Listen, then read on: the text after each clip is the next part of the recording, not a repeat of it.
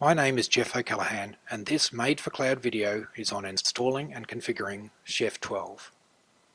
The goal of the presentation is to install a Chef server on Ubuntu 14.04. Additionally, I'm looking to install the Chef client onto the Chef server so that it can manage itself. Lastly, I'm looking to create multiple Chef organizations for my home lab environment. In order to install Chef server, a number of prerequisites need to be met. You need to be using an Ubuntu LTS system. Your server and node names should have fully qualified domain names. NTP needs to be installed and configured. Cron needs to be active. Git typically needs to be available if you wish to consume community cookbooks or to develop your own. And firewalls need to be in place to allow the client and the server to communicate over port 443. The full list of prerequisites can be viewed on the URL listed. Host names are a very important part of the Chef infrastructure. They must resolve in the DNS. They need to be unique, as they need to be unique inside the Chef database. They must be fully qualified, as I mentioned, which you can verify with a hostname -f command. Time synchronization is extremely important in the Chef environment. You need to install NTP on the Chef server and an appropriate capability on each of the clients. You need to make sure that it's working. If the time difference between the client and the server is greater than 15 minutes, then your client will fail with an unauthorized message. Installing the Chef server is very easy. You simply visit the download site, select the distribution you require, in this case Ubuntu Linux, download the package and install it using your package manager. Then you need to configure the Chef server. This is typically done using the Chef server cutl reconfigure command, which will execute for a few minutes and reconfigure your environment. Then you need to create an admin user and an organization. You need to recall that Chef Server 12 is a multi-tenant capable environment, which means that you can have multiple tenants, and as such, admin users need to be tied to specific organizations. Okay, let's start the demo. So I've just built a fresh Ubuntu 14.04 system and I've booted it, and we can validate that that is correct by doing the lsb release -a command. And as you can see, we have Ubuntu 14.04 installed. You remember from the presentation that I needed a couple of other prerequisites. We needed to have a fully qualified host name, which we can check with a host name -f command. That's fully qualified. And we also needed to have a working NTP. So we can test that with NTPQ and check our peers. Now, since this system's just booted, it's just going through the process of sorting out the NTP configuration, but it's looking pretty good there. Now, I've already downloaded the Chef server and the Chef client packages from the Chef site, so they're here. As you can see, the Chef server package is quite large, 500 meg, and we'll install that now.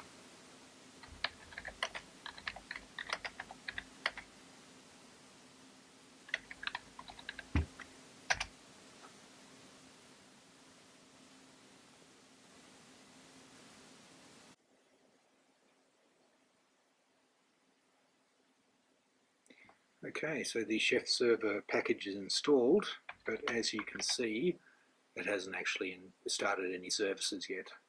So in order to get Chef configured, we run the Chef server cutl command with the reconfigure option, and this will take about 2 minutes on this system. It'll run through a whole bunch of steps. Effectively, Chef is bootstrapping itself using Chef, which is really quite nice. And this will run, as I mentioned, for about 2 minutes on the system, and it'll be done.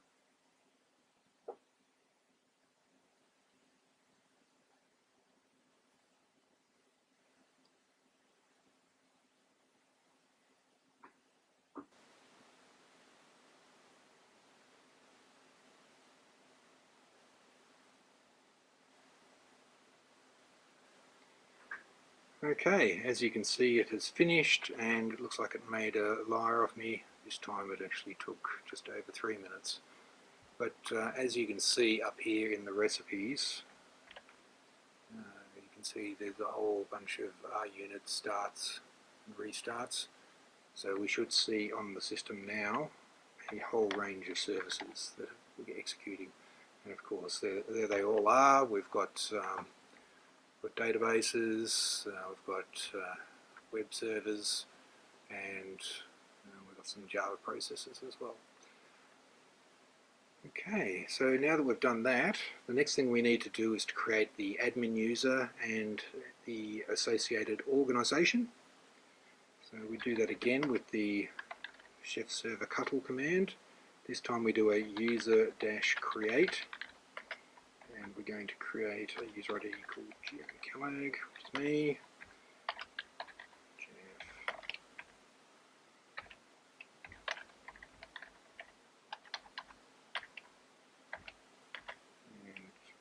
Password, no email address, my home environment,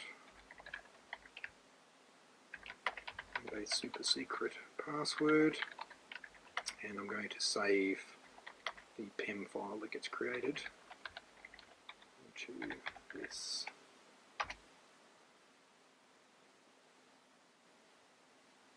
Okay, it's created user. Now we need to create an organization. Again, the chef server cuttle command. This time we do an org create. Syntax of the command. And I'm going to create an organization called home. So lowercase home. This is the detailed version of the org name. That's my home. And I do a minus association user. So I'm associating that admin user with this organization. I'm going to save this particular PEM as my home validator PEM for this organization. Validator.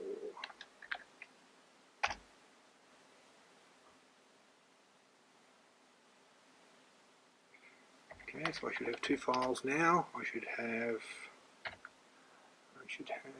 my user ID PEM and this one here, my home validator. So those two files are actually used to authenticate this admin user to the chef server.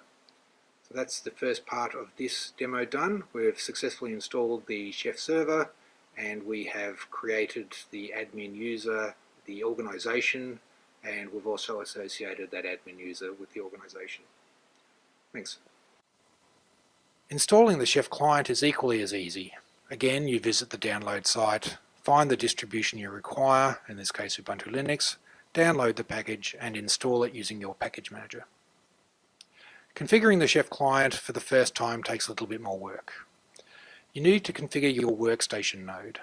Now in Chef, a workstation node is a working environment that allows you to execute commands that allow you to query and manage the Chef server environment.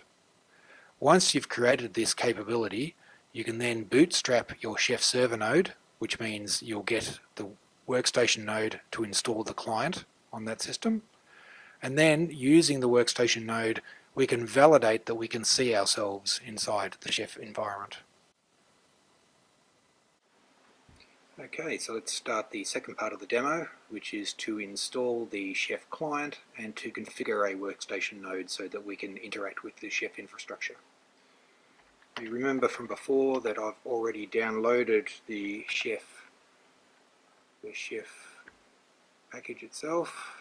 There it is, and we just need to install that. So I'll just do a sudo dpackage -i.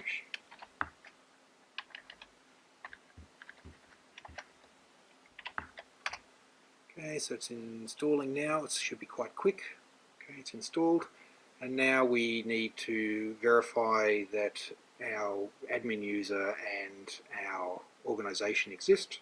So those we can do with the chef server cuttle command. We can do a user list which should show us the GeoCalag user. There it is, and we can do an org list, which should show the home organisation we created earlier. Okay, there it is. So now what we need to do is to configure the client side of things. So when you do chef commands, you typically use a tool called knife. So I've pre-created a knife RB here, which is configured for my user ID and also the organisation validator and my organisation over here. So those things need to be configured for your environment, and they're basically the output from the previous commands you've run. If you recall, I have my GeoCalag PEM up here, my home validator is here, and we know the organisation is home. So I need to create a chef directory, a .chef directory. I need to move my knife RB into that directory, and I also need to move my PEM file into .chef,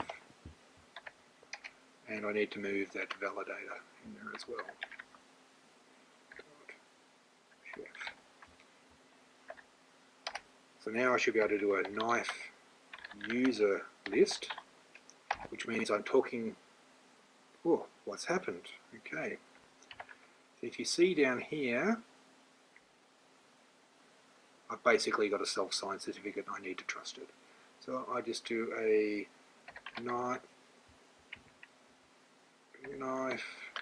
SSL fetch,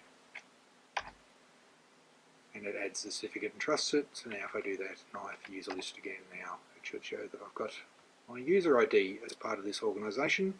And if I do a knife node list, I should see that there are no nodes currently configured in this environment. So what I'm looking to do now is to add the chef server itself as a node so that it can manage itself. So the easiest way to do that for this demonstration is to bootstrap ourselves. So what I will do is I will edit my SSH configuration, server configuration, temporarily to allow root logins for the password. We'll set that, and we'll do service SSH restart it. So that's right. Now also I'll set a password on root.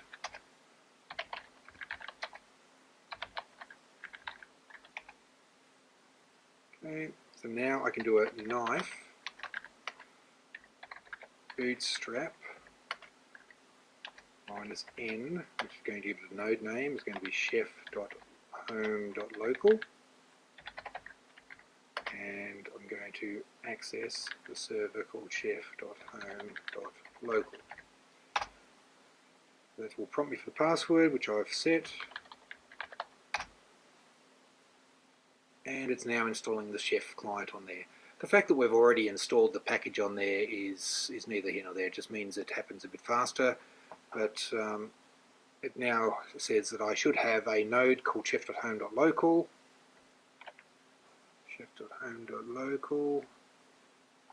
and it's got an empty run list. So we should be able to validate that now by doing the knife node list.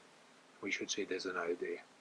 So now I've actually configured it so that the chef server will manage itself as a node. So any cookbooks I upload can be applied automatically to that chef server.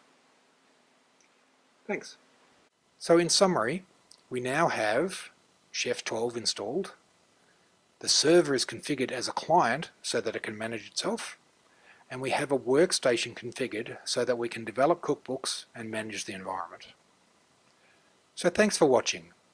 If you'd like more information, you can visit my blog at madeforcloud.com or follow me on Twitter as Mr. Pointy.